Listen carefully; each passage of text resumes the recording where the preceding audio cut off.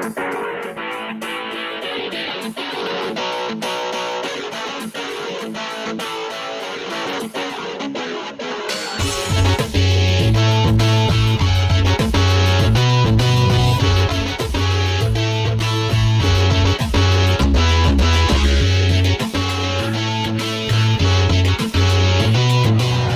pun terlampau sa bakut makapag Umsaw wala ban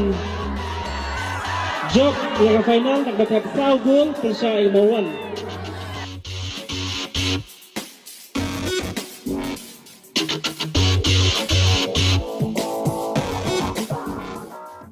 Suntunat Sibon ba kani kalumpong kadayru kalumpong hakaba kinsay madan yaki kun samla ki badan ya ketalan benele kai football. Ito ka jigila kay mintan nga one mga hamar barong ay ko first goal, second goal, third goal, fourth goal. Ba itanat ba? Nga itanat ka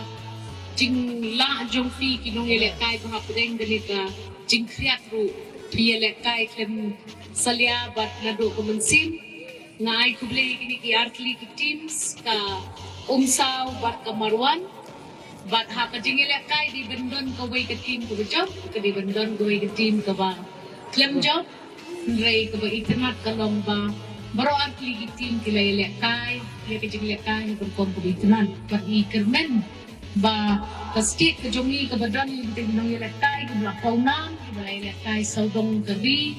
but kidalapan iya ka sap ka jongki nga kermen ba kani kanlong kajing ay mansim yakikon samla lele bidang he tang san kibakwa kan dedicate laniban yele kay kanika sport football nga congratulate nga I play ibala job wag ipiki runners up